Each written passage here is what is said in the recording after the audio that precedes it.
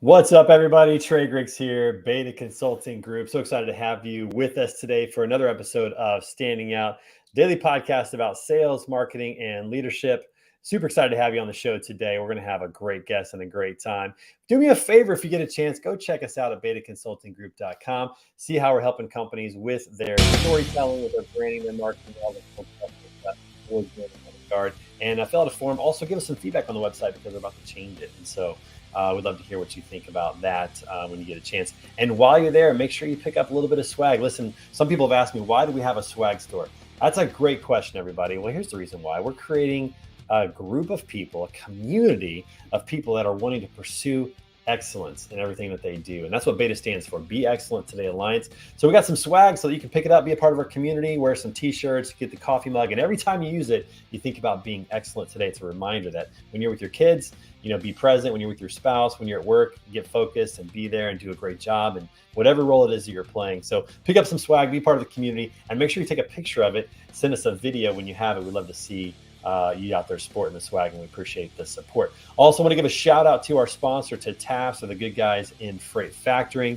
And they're helping those owner operators and carriers keep those wheels turning with cash flow resources, as well as discounts on fuel, tires, insurance, all the other things that they need to make sure that they can function profitably and efficiently and grow their business is what it's all about. So love what they're doing over there. Check them out at TAFS.com. Let them know that Trey sent you, and or click on the link that Ruth is going to put in the comments. That's the easy way to get to my landing page with TAFS so they know that I sent you. And listen, if you're behind the wheel of a truck, first of all, thank you so much. We appreciate all that you do for keeping this economy going. It is Driver Appreciation Month, but we're going to appreciate you every day here at Standing Out. So we appreciate you and what you're doing. Make sure you check out the folks over at TAFS, how they're going to help you out in terms of running your business more efficiently.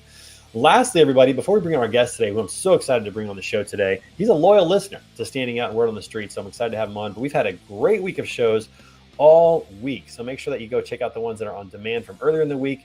We had a great conversation with Brian Curie on Monday talking about digital marketing strategies and virtual reality, which was awesome.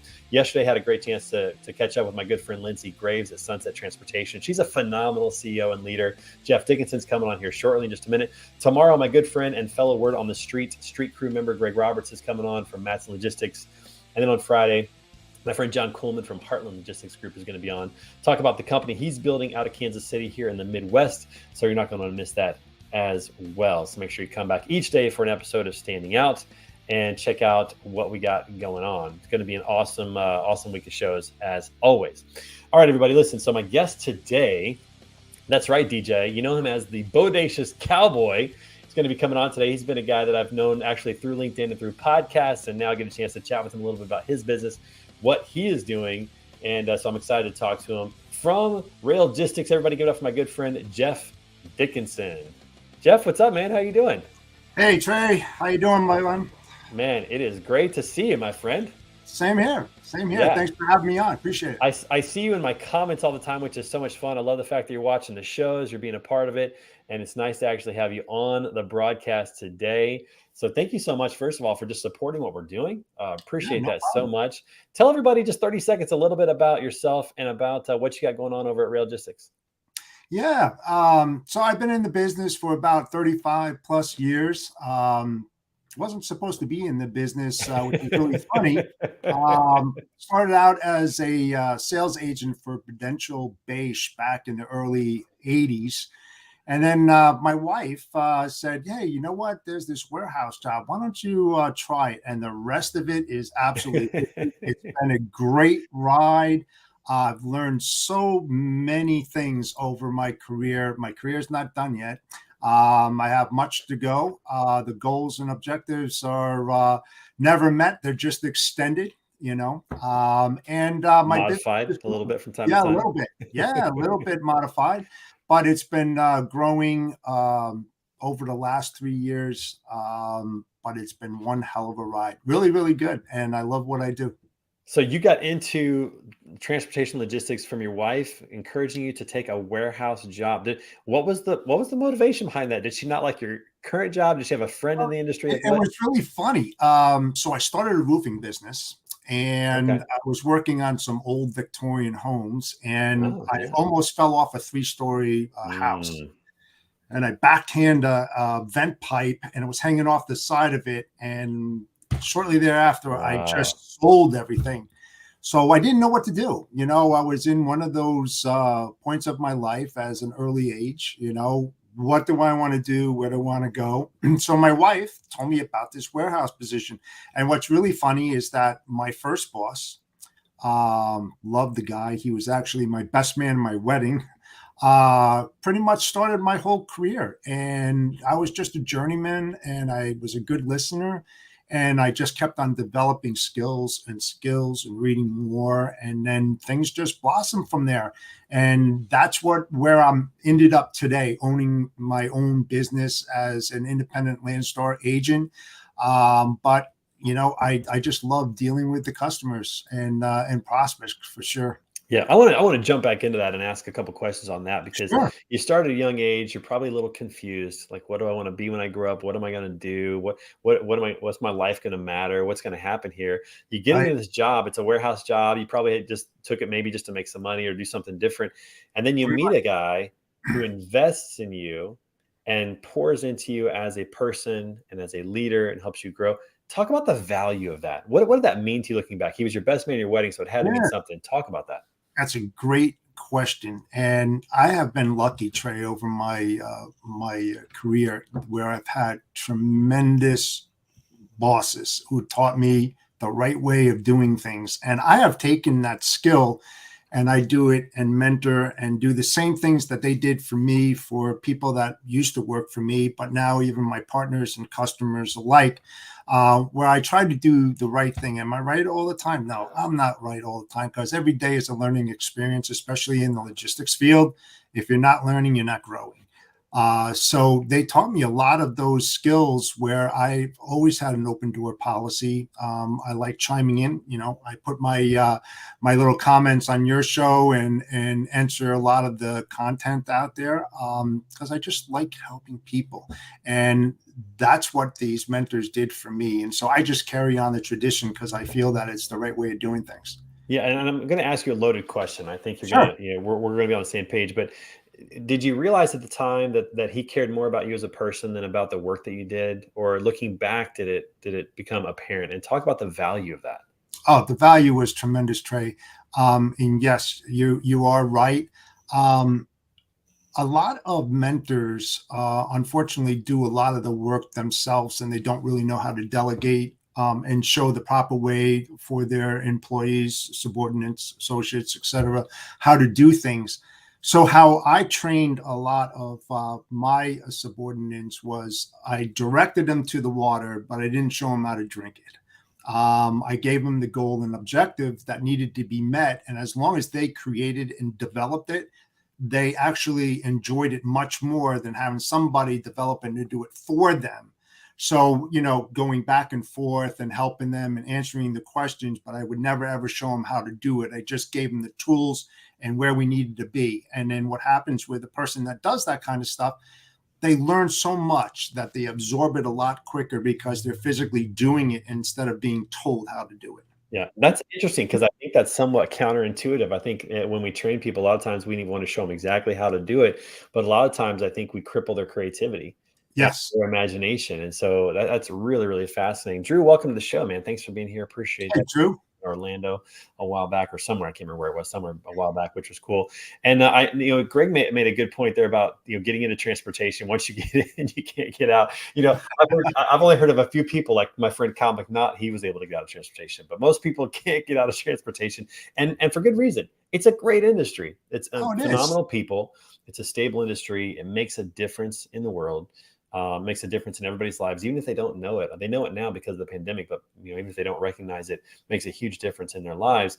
And to jump on a different topic real quick, Jeff, I think that you and I would both agree that business is something that can be a force for good if it's intentional. If it's intentional, if you're using it to, like you said, you like to teach people, you like to help people get better. And certainly from mentorship, that's really important. But that's one thing I love about business. And the one thing I love about being a leader is I have the opportunity to help somebody live a better life. Talk about where that came from for you. Was it from this mentor at the beginning? Have you always had that? And how has that kind of evolved through your career and now that you're owning your own company?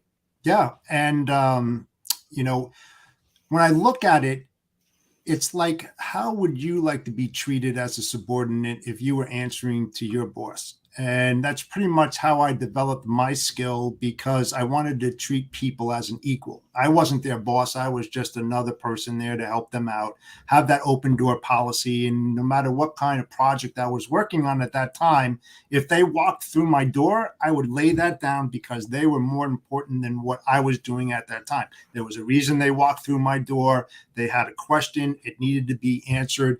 And that's how you really develop people, because it shows the empathy, the care, that they are important to the team, and that without them, you wouldn't be anything. Because really, you want to surround yourself with the best people out there and develop them, because that's you, and it reflects upon your ability and skill level to be a good leader, not a follower. And so that's basically how, what I've done my whole career. And I'm thankful for the bosses that I every boss that I had, except a couple of them, I am still really good friends with them over this whole time. And I'll tell you, a lot of them have opened up the door for me. Greg was talking about being in the transportation. I was on the other side for 35 years. I was embedded in some pretty complex, sophisticated logistics operations on the 3PL side and the 4PL side. I don't supposed to be in the sales business. I hate sales. I mean, seriously, I know that sounds, kind of odd. No, you're self-aware. It's okay. You can admit that. No, but what I've learned over the years is that I was on the receiving side from the brokers and the salespeople that used to reach out to me 30 times a day, and what they said and how they presented themselves was so wrong. Don't take this wrong, but I hate brokers. That's the reason why I became one, because I wanted to correct the wrong, because there is a right way of doing it. These guys out there that are in the trenches day in and day out work very, very hard, and their time, they don't have much of it. So if you're going to make a call to a prospect or a customer, be cognizant, understand that their time is limited, and make the call very meaningful, because that's the quickest way to hang up a phone. Is they don't have any of that. Either they're uneducated or misguided or something, that they should really do a lot of homework on the backside of it, who they're speaking with, as well as the company background. It just makes their life so much easier. And that's what really helped me out a lot. I never talk about freight when I call people, never. And I hardly make any phone calls to it, which is pretty good. Yeah. Well, you're certainly doing something right. But there's an adage that I heard one time that always made sense to me. And it was connect before you collect.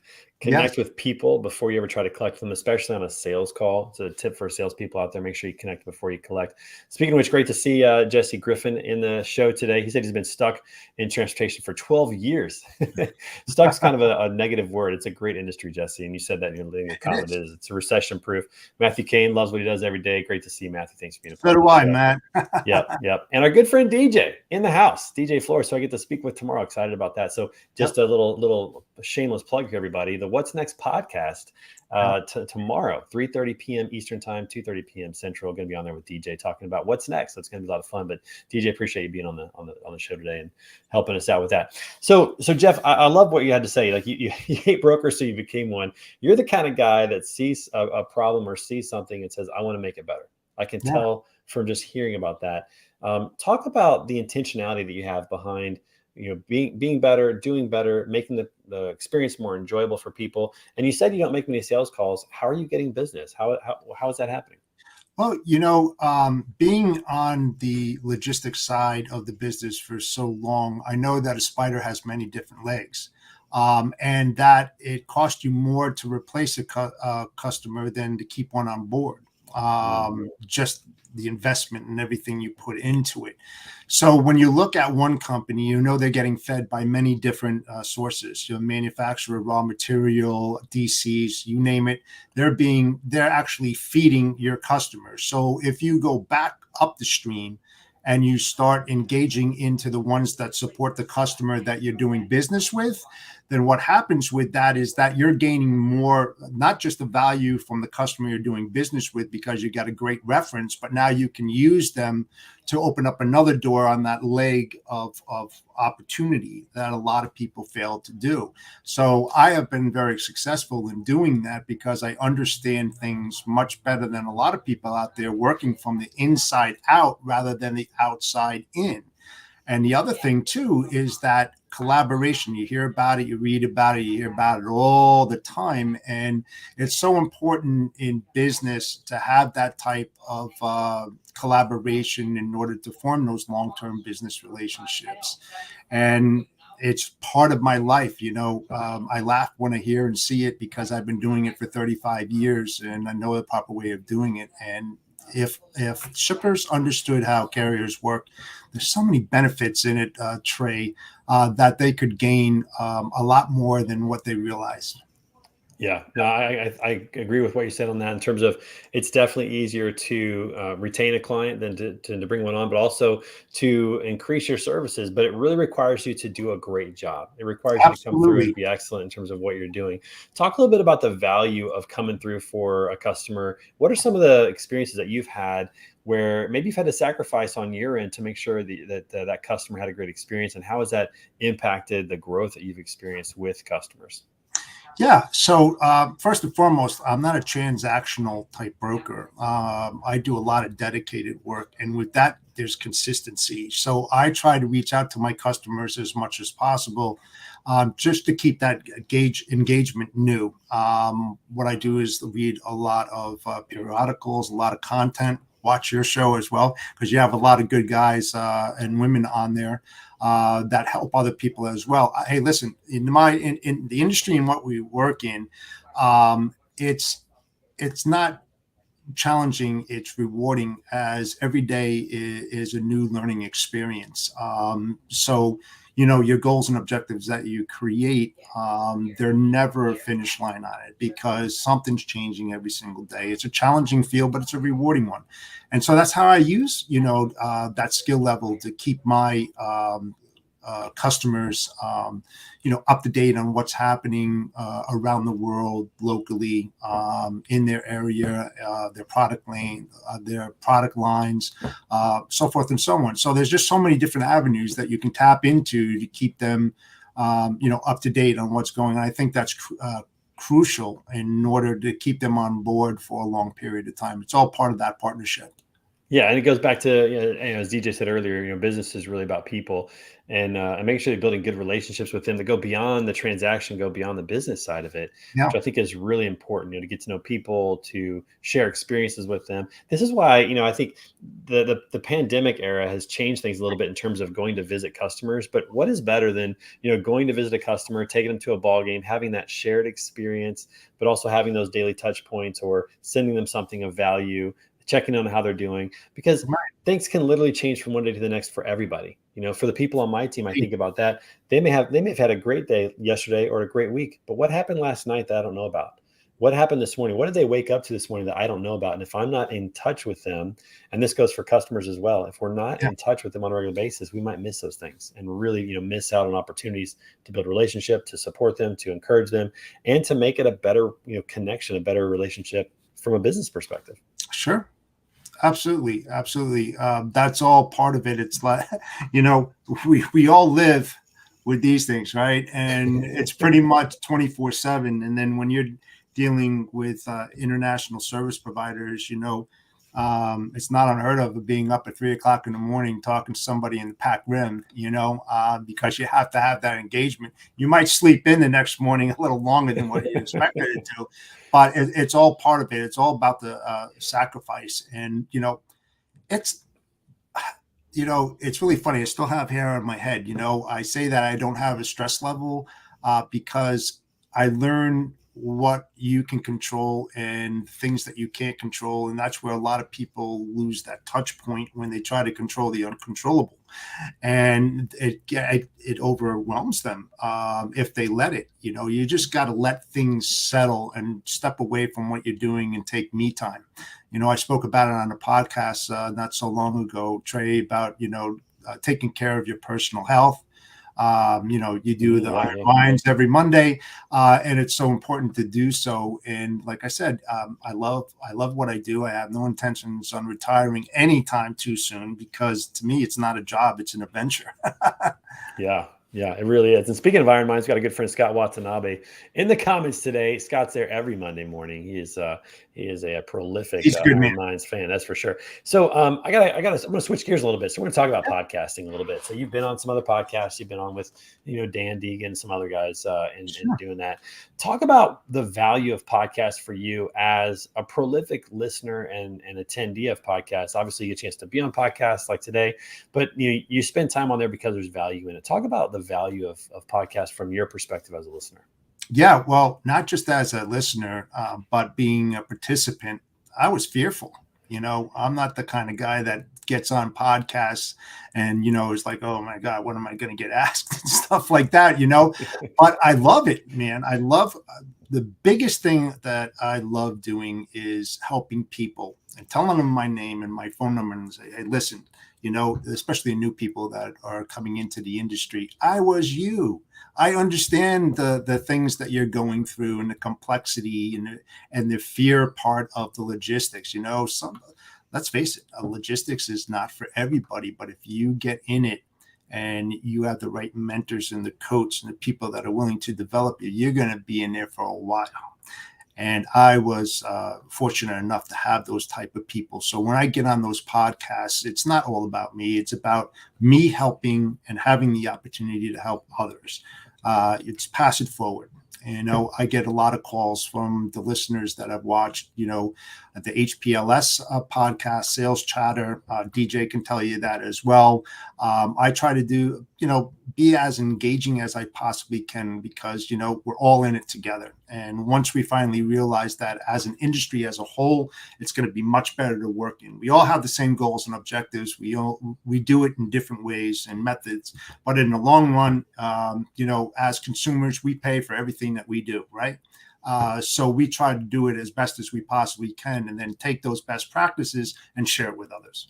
Yeah, and certainly from an education standpoint, from a community standpoint, I've known from the moment that we connected on LinkedIn that aspect of you're wanting to help people out, be available for people, and reach behind a little bit, help people out who are coming in the industry and help them grow and figure out what they need to do, and just understand that we're all in it together.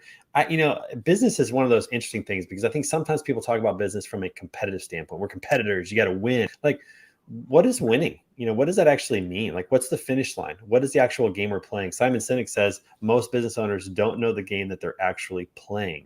And at the end of the day, business is a force for good. It's a force for productivity, for helping people, and for making money, for changing lives. And I think sometimes we miss the mark as business owners. Some people just miss that. Yeah, absolutely. And the thing is that, and I stated this on the other podcast as well, is that you must realize that what you do as a shipper is going to impact the guy down the street from you, right? Because in most situations, the carriers that come into that development that are picking up from other shippers, if you're delaying them at your facility, well, guess what? They're going to be delayed going into your facility to pick you up. So now it's causing you detention and overtime and everything like that. So you talk about competitors. There's nothing wrong with talking to your fellow competitor and sharing best practices, because the long run, it's going to help you out as well. And if you've got something really good that you can share, I mean, you don't have to give them everything that but at least point them in the right direction that would help them in the engagement of their carriers and the people in which they work with. It's all going to come back on you someday. Somehow it will. It's a that small spirit of world. collaboration is important. Yeah, the logistics industry is a small world. It really is. Yeah. For sure. Well, listen, this is flying by. We got a couple segments we got to jump in real quick. I can't believe it, Jeff. We're at 25 minutes. So we got to pause real quick. Do you know what National Day it is? I know you're a New Jersey guy. You may not like this one today. Do you know what National Day it is today? I don't. It is National New York Day. I'm a Jersey guy. Come on. I know. But I said, well, I knew you're a Jersey guy. I had to have that on today. So I think it's the day that the state either became a state in the Union, or it's some other reason, but it's National New York Day. Do you like going over to New York? And if so, which part? Because there's a lot of parts in New York. Boy, we talking upstate New York and New York City? You tell me. Would you like the I city? love like New York. The Catskills, not the Poconos, but the Catskills in New York. Love going up in that area. Again, I born and raised in New Jersey and in New England, so I love going up to upper state New York. It's great. It's fantastic. Anybody that hasn't gone, go. I had the chance to be in upstate New York last summer. We went from Burlington, Vermont, all the way over to Niagara Falls, so we got to see all of that. I've been in New York City as well. I'm, being a Midwesterner, I just like New York all around. I could enjoy every part of New York and find something really fun about it. So, so I'm a big fan of that. No, Drew. No, we're not going to talk about the Bills, my friend. He's a Bills fan. He said, "Go Bills." No, go Chiefs. Go Chiefs. No, I mean, I like going to Texas and down south. It's nice to see different areas of the country. I think that's the joy. Hey, speaking of which, Drew, if you do buy some swag, which I encourage you to go to our store and buy some swag, the coupon code is Go Chiefs this month. You get 25% off. I know you're going to struggle putting that in there, but hey, 25% off. It's worth it. So do it. Yeah. So what do you get for Go Giants? You get 0% off. That coupon code does not exist. we have not put that one in there. We'll see. I'll tell you what, Jeff. I'll make you bet. If the Giants win the Super Bowl this year, the entire month of February, it'll be, or actually we'll do March because the game's in mid-February. The entire month of March, we'll do Go Giants as the coupon code for our swag. All right, so that's the bet I'm making right now. I don't know if I'm going to make that bet for the Bills because they've got a really good shot. But anyways, and yes, we do ship to Canada, Drew. So absolutely, we'll send you up there. All right. So last thing we got the random question of the day, Jeff. Now I don't know what this question is. It's so random. I haven't seen it. It could be funny. It could be serious. It could be good question. It could be a bad question. I have no idea. So let's go ahead and throw up the random question of the day. Today it is, what part of a kid's movie completely scared you? So think back to being a kid. What part of a movie as a kid scared you? It's a tough one. Okay. I think I got mine. You want me to go first? So what? Because what are you looking at? 20 so years for old? me, it was the first time that I saw Lion King, and the I can't even think of the main lion got ran over by the stampede and died. And that was kind of the first time I was like, oh my gosh, it looks scary. So I think that's about it. I don't think too much else scared me in terms of kids' movies. It was probably Lion King. I'm going to go Lion King. How about you? Anything? I can't really think of one. I'm being honest. I mean, because I'm going back many years, I'm an old dude. So little Tom and Jerry action, maybe something from a cartoon. Maybe from Gumby. I don't know. And Pokey. I don't know. Or any other movies? Maybe a movie that you saw as a kid that like that. Oh, probably. I mean, in my youth, it would probably be The Exorcist. Yeah, that's a good one. Silence of the Lambs was I was in middle school and I should not have watched that. I snuck into an R-rated film and it just was the worst thing I could have done. Shouldn't have done that. So don't do that. All right. So that's the question of the day. So really interesting. Okay. So let me ask this question as we close up. We're almost out of time here. And Jeff, we appreciate you being on the show today. Hey, thanks for having me. What is next for RGTX? Like, where are you guys headed now? What are you guys focused on? Well, I'll tell you what. I just came back from vacation. I was down in Cape May, New Jersey. Wonderful place. If you ever get the opportunity to visit, please do. I sat and looked at the ocean and had a piece of paper and a pen, and I just started recreating and redeveloping and branding and marketing what I have now, where I need to be, not just for myself, but for my partners, revenue wise, just a whole plethora of things. And that's one thing I haven't done in a long time, Trey. So I'm really happy I had that opportunity. Several pages of notes. Now I just have to take all that and put it in together, and launch it. So I'm Isn't going to there be. something isn't there something amazingly valuable that we're going to end on this because I think this is a great point. Isn't there something amazingly valuable about taking time to get away and think and just think? Absolutely. You know, If you we don't haven't we done don't do that it, do enough. it. No, Yeah. we don't. We don't. You are Yeah. right. We Yep. don't create the margin for that. So that's the tip of the day, everybody. We're going to end with that is, hey, take some time in your calendar to just think, get rid of the phone for a while, take 30 minutes, take an hour, get a piece of paper, write some things down or don't write some things down, but just let your brain think. I think that's so healthy. Jeff, man, we appreciate you being on the show today. It's been great having I you. appreciate it. I hope you'll come back and see us again soon. We'll have you on again. Absolutely. Thanks for being a loyal listener, man. It's just great seeing you in the comments every time that you're in the comments. We appreciate that. Everybody who has Thanks for producing good content. Well, thank you, man. I appreciate that. And for everybody that was on the show today, thanks for being a part of the comments. We appreciate seeing your names and all the feedback. It's been great. Make sure you come back tomorrow. My good friend and fellow Street Crew member, Greg Robertson, that's going to be on for his first appearance as well. We're going to be talking about Tough Mutters and business and all kinds of great. Make sure you come back to that. And every day at 10:30 is an episode of Standing Out, daily podcast about sales, marketing, and leadership. Have a great Wednesday. Let's finish things strong. Jeff, thanks so much for your time today. Appreciate it, man. There you go.